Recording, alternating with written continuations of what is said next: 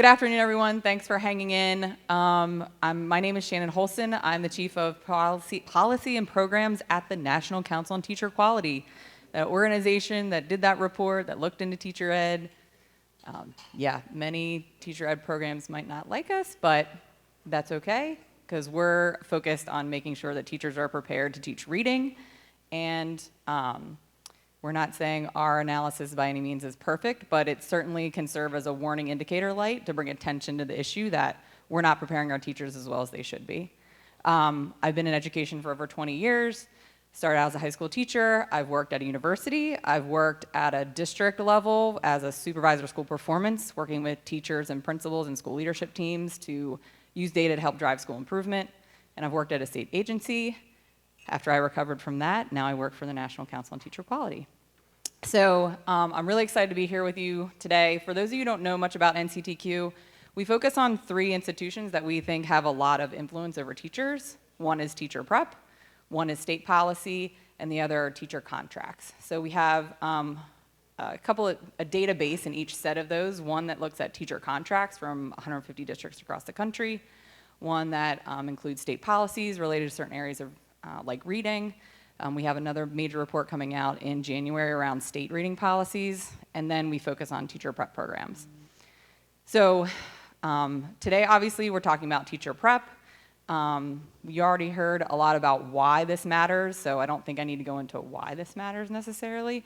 And somebody else brought this up, the lady who was sitting in the middle here, around teachers just aren't being prepared or well prepared to know what to do to use the most effective strategies. And it's, I think, affecting teacher retention as well as, most importantly, our kids every day in the classroom. So that's a little bit of background. I want to take a few minutes to go over what our analysis looks like, because we did go through a major revision process when we started to do our analysis this last time. So what we look for is we look for evidence that the teacher prep program is covering the 5 core components of reading, which are phonemic awareness, phonics, fluency, vocabulary, and comprehension. These 5 components are from the National Reading Panel. That was also mentioned, that was like decades ago. And so it's not necessarily new information, it's just using what we know the science tells us are the most effective methods. So how do we do this? We ask programs for evidence. It could be syllabi, it could be assignments, it could be lecture notes, it could be anything. Basically, it's a document review to see how well or adequately they're covering each core component. We do this through 4 elements. So we look for instructional hours. Those are the 4 blue boxes on the bottom. How much time is the program dedicating to teaching phonemic awareness, phonics, fluency, et cetera? So each of these are across the 5 components. Objective measures of knowledge just simply means, do they test candidates' knowledge? Do they have a graded written assignment, a test, a quiz, something where they're assessing candidate knowledge around reading and reading strategies? Practice or application, it's pretty much like it sounds. Do they give candidates specific opportunities to practice working with the students on phonics skills, for example? So do they have opportunities to practice it? And then background materials, we look at anything that's a required reading material. Is it aligned to the research? And does it include anything that might be a contrary practice? And we'll go into those in a little bit. But that's less effective method, something that's been debunked by the research is not as effective. So basically what we do is we look at all the documents. We have a full protocol that was developed with our expert panel, Linda Diamond, Louisa Moats, Kimiana Burke, Emily Solari from UVA. We have a lot of very well-respected people on our expert panel that helped us develop this protocol. And so we look for evidence across. Basically how it works is you earn up to 3 points in each of the instructional approaches for a total of 12 points for each component. You can earn 8. If you earn 8 out of the 12, you're adequately covering the component. I would say that's a pretty minimal base level design or assessment of adequately covering the component. We also, for the first time, looked at how programs, or if programs, address struggling readers, including students with dyslexia. So do they dedicate time? Do they use instructional materials that are talking about what do you do when you have a struggling reader? What do you do when you have a student with dyslexia? What is dyslexia? What does it look like? Which we already heard a lot about. English language learners, and then a new area that's coming out of the research is speakers of English language varieties, and these are basically students who speak different dialects of English. There's actually over 100 in the country. It could be like Appalachia English, it could be African American English, but that's a new kind of emerging area of research, so we want to see like who is teaching it or is anybody addressing it. So over the last 2 years, we went through a revision process, which I mentioned. We had an expert advisory panel that focused on the content of our analysis to make sure that we're aligned with all the research. We had a technical advisory group that looked at that were comprised of measurement experts that looked at our methodology, our inter-rater reliability, and those types of things to make sure our analysis was sound. And then we also had a public comment period where we put out our revision and asked for feedback. And overwhelmingly, people agreed that, yes, we should be looking at the 5 components. Yes, documents can tell you something. They don't tell you everything, but they can tell you something about what is happening in a program. We made a couple of changes. One, we increased the amount of instructional time for the 5 components. So we've actually been doing this analysis. We've done it over the last 10 years about 4 times. The first time was in 2013 as an organization. And back then, we only looked for 2 hours of instructional time, and that's not credit hours, that's just basic instructional time. Like, did the program spend 2 hours teaching phonemic awareness, which is very minimal. So we got a lot of feedback last time that said, hey, you really need to up this. This isn't adequate, and it doesn't necessarily take the same amount of time to teach phonemic awareness as it does fluency, as it does comprehension. These things vary, so that's what we did. We also, for the first time, reviewed for the presence of practices contrary to research. So this is 3Qing, miscue analysis, guided reading, balanced literacy, a couple of the terms that you heard in the last session. So we identified 9 contrary practices. If you do more than 3, you actually get docked a letter grade. Is that the right bar? I'm not sure. We would have loved to made it 0, but I'll show you in a minute. Even with that, only 25% of programs across the country earned an A. So we've got a lot of ways to go. And lastly, we, for the first time, made sure that practice was a specific component that we looked for. In previous evaluations, it's not something that we looked for separately, and we really believed and we heard from the field that teachers got to get in there and practice this stuff. You get better doing anything, the more, well, hopefully, you at least have that opportunity to practice it. But you should get better the more you do it. Sorry, I was just having a flashback. I coach a softball team, so I was like, well, if you swing bad 100 times, it might not be better. But anyway. All right, moving along. Sorry. So how basically it works is we send a voluntary request to programs. In this last review, we sent it March in 2022. We do a voluntary request for materials to evaluate programs. If we don't get materials by May, then we did a public records request or an open records request, which public institutions should be responsive to, given that they're public entities. And we do look for any publicly available documents. Some universities actually require that they post their syllabi online, and so we may pull them down if documents are publicly available. We analyze submissions. We do send them in January. We sent preliminary score reviews, so we do send the information to programs, say, hey, here's everything. We spent a big spreadsheet. Here's everything we found. If you have other documents that you didn't send us the first time, or if you feel like something is misrepresented, that's their chance to kind of correct the record. And then in May, they were sent final scores, and we released the report in June. It's a 693. We're actually over 700 programs now. Some programs came and wanted to be reviewed actually after the report came out. So that's kind of our process. I just wanted to talk a little bit about, to give you an understanding of how we review these programs before I dive into the Kansas-specific data. So here's the Kansas sample. We had 4 institutions voluntarily submit documents. We had 2 that submitted open records requests and were evaluated. We had 2 ORR, means open records requests, denied. So 2 universities that denied our open records request based upon the fact that syllabi are intellectual property of the instructors. And then private institution denials. We can't compel private institutions to give us documents. So private institutions denied our request to be evaluated. So what we found, so we did only have the opportunity to evaluate 6 universities in Kansas. Half of those programs did earn an A or an A+. So on the chart, you'll see the blue bars are the national percentages, and the orange bar are Kansas. So nationwide, only 28% of programs covered all 5 components nationally. Kansas is a little higher, obviously, I would say, though, but we only evaluated 6 universities across the state. So just keep that in mind. We had 1 university that got a B or covered 4 components, and then 2 programs that got an F, which means they covered 0 components. So that means they had limited evidence that they covered those 5 components at any in-depth level. So how did that bear out? Here's where the grade stood. On the left-hand side, you'll see which programs earned an A or an A+. University of Kansas earned a B. Newman and Washburn earned an F, and the other 3 up top earned an A. And then the unknown on the right-hand side.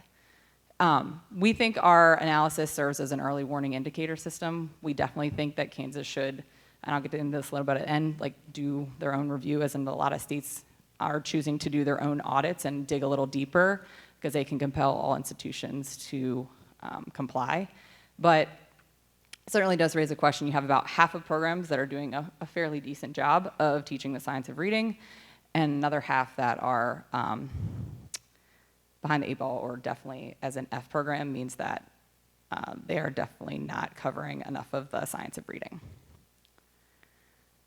So digging a little bit deeper, on the bottom of this graph, you'll see each of the 5 components. So we looked at, which components are being covered adequately across the Kansas programs that we were able to evaluate.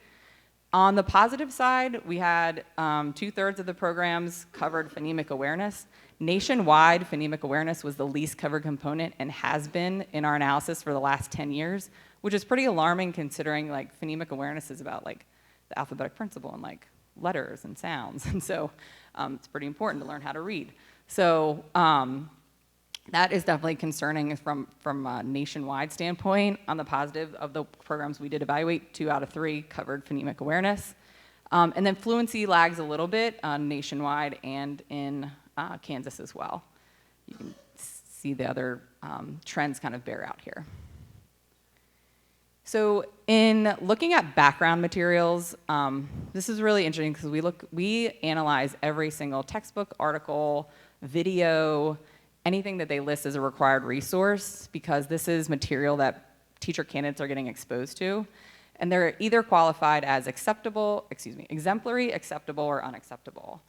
And just to give you an example, an unacceptable material that we would find would be one textbook had a whole section on guess the word. And it would be ways to teach your students how to guess at the word, which, as our previous session dove into, that's not going to help kids read. So that's something that would make a textbook or an article unacceptable.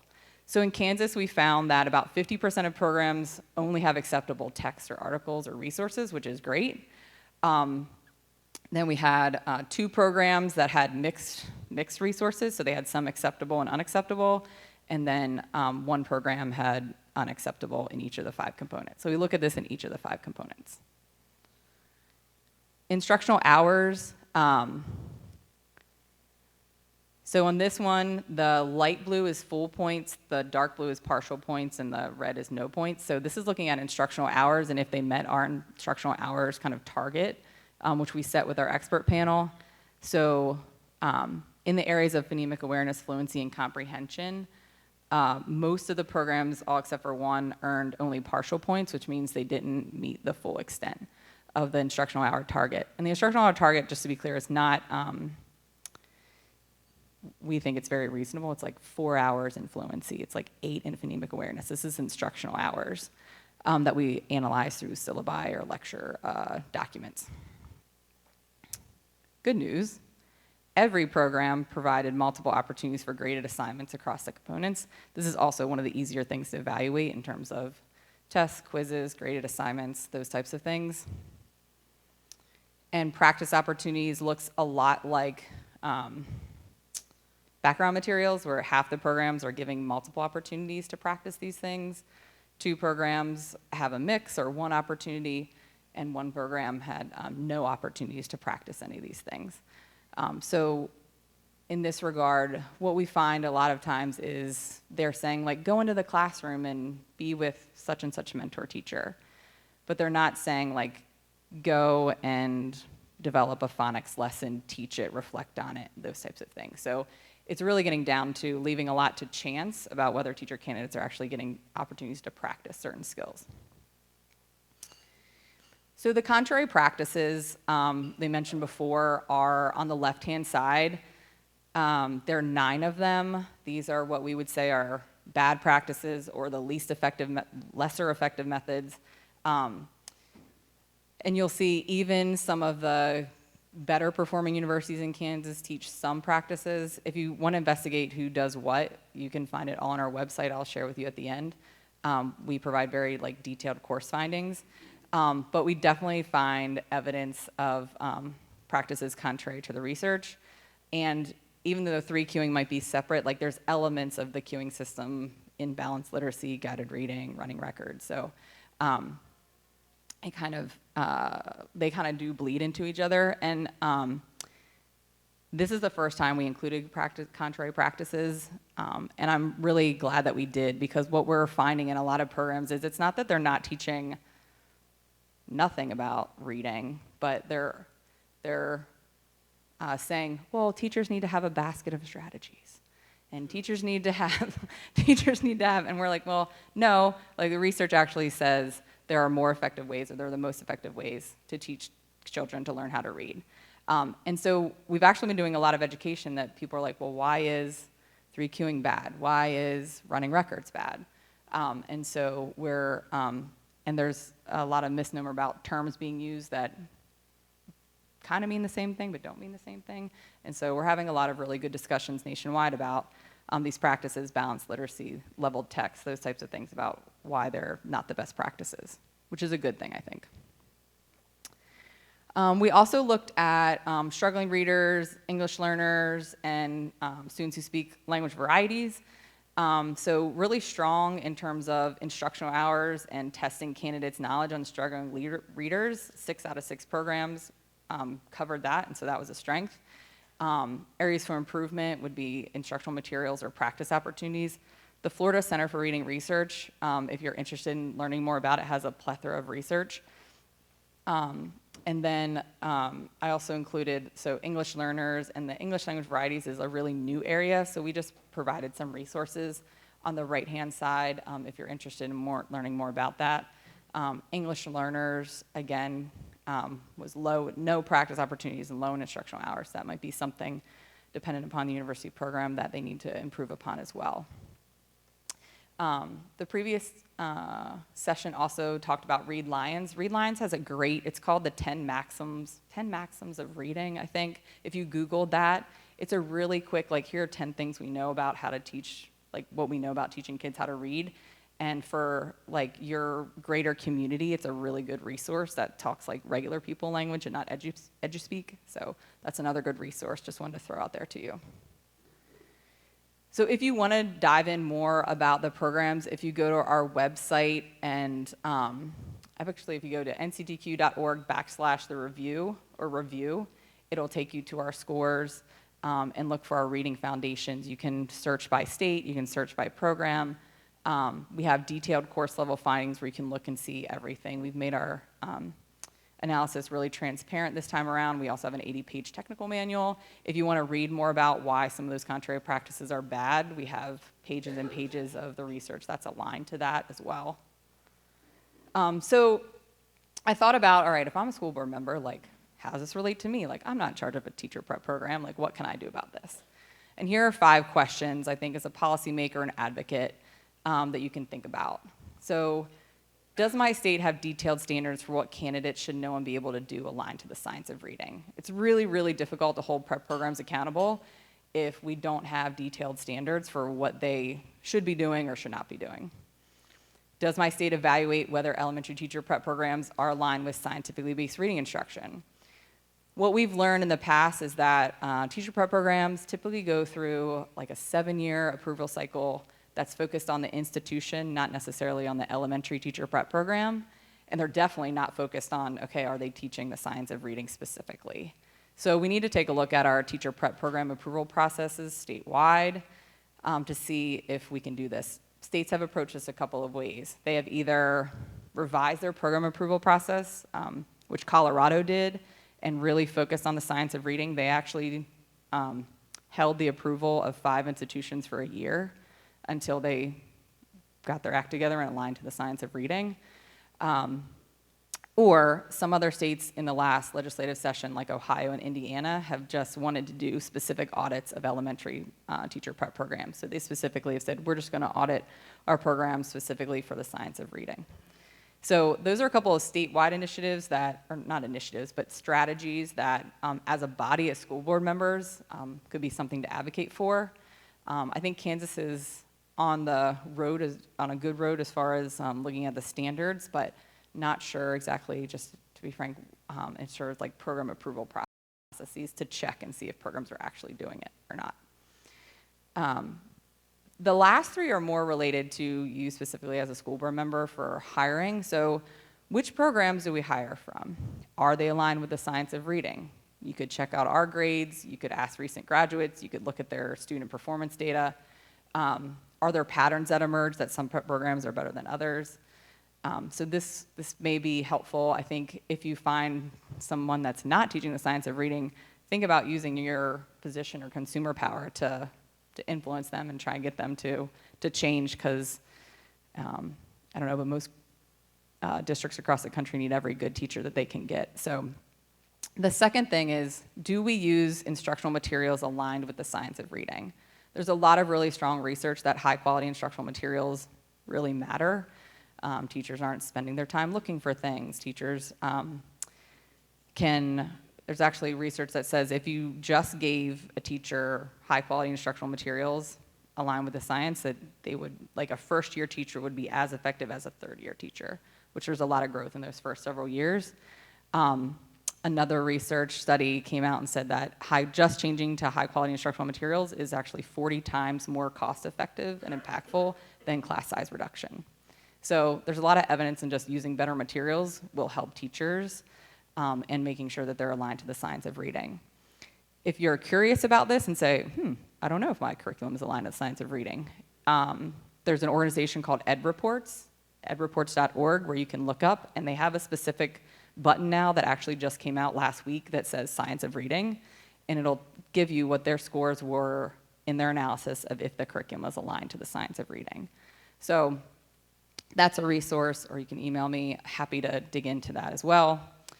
And then the last one is, do my teachers have the knowledge and skills needed to implement the science of reading? I think, talking about the letters training is a great example. When I worked in the district, and I love this job, working with teachers and principals and school leadership teams, we were a very high poverty district. We were underperforming. And so I was taking school leadership teams through a root cause analysis, like what is the problem? And so we go through the whole 5 whys and a whole process, and they're like, we don't think our teachers know how to teach reading. And I was like, okay, that's a problem. And they're like, I said, well, how are you going to confirm or deny that, right? Part of a root cause analysis. They're like, well, let's survey our teachers. So we got a survey the teachers. Yeah, teachers are like, I don't know what to do when a student struggles. They did not understand phonemic awareness. And so we were like, all right, let's start there. And really, these are, to the comments earlier, very well-meaning teachers who worked a lot. They were just working hard, really hard, just not with the right strategies. So, yeah. So, I'm a graduate of Kansas State University. I love Kansas State University. But I believe KSBE recently eliminated the certification testing process to become teacher in state Kansas. Okay. And Kansas State University refused to comply with the request to analyze the program.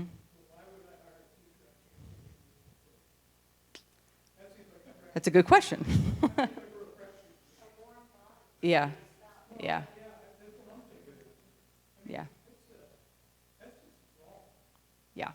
And I think for, that's one reason why some states are taking a more, I know you all are school board members, but some states are taking a more legislative action to do some type of audit, to compel some type of review, because, and make that information transparent, from a consumer standpoint, in terms of people who want to be teachers, we're going to spend thousands of dollars, like where am I going to make sure I know I'm prepared? And from a district perspective, who am I hiring? So I think that's a really good question. As a school board member, I think districts are often very, very busy, running day-to-day schools as they should be.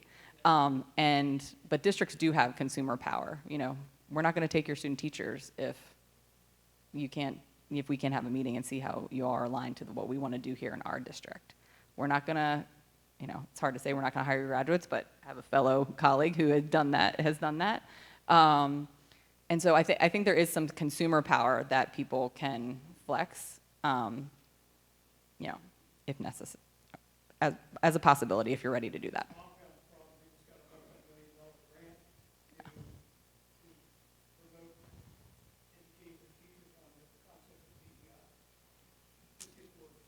Yeah, yeah.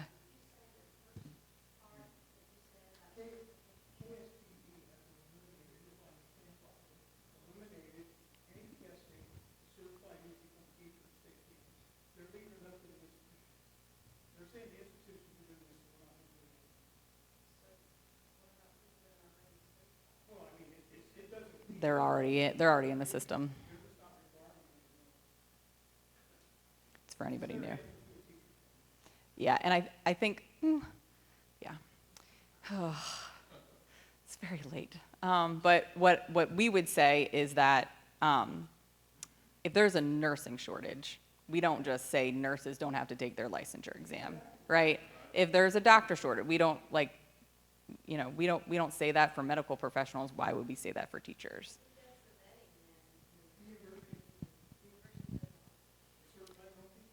Which I would say we have some evidence, at least in a number of programs, that is not happening to the extent that we want it to happen. And public universities in particular get a lot of money, like full blank. So I think these are, even if you're not, I'm not a reading expert or those types of things, or I'm new on the school board, these are some questions that may be helpful to you, and be happy to connect on resources. But I would say try and see how you can use your voice either in your local community or your broader state community, how we can do, impact to get them more aligned. Yes, sir.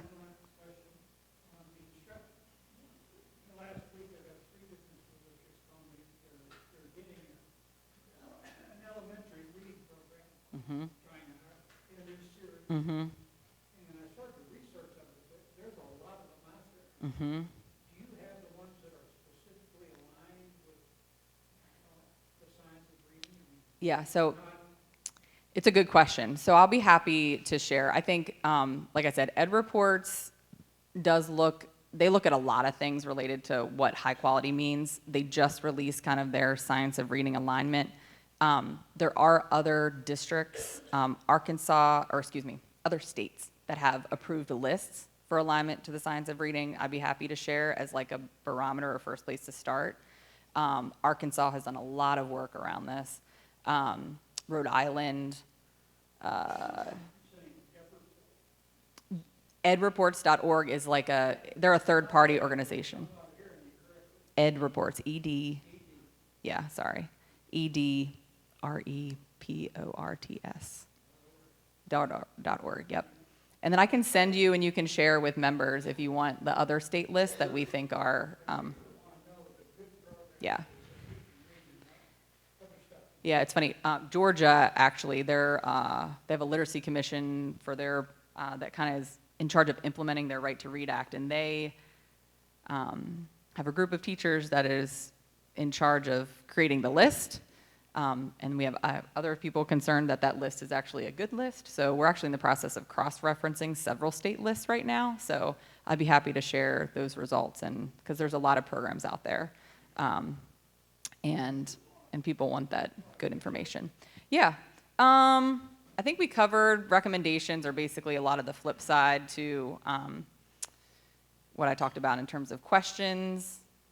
We already talked some question answer, and I'm just happy to follow up and be a support for anybody who wants to have any questions afterwards. I'll share those reading lists, and then we can go from there. What's your website? Let's see if I can be clear. NCTQ, Nancy Cat Tom Quality.org. Thank you. Your quality, very good job. Really appreciate your points.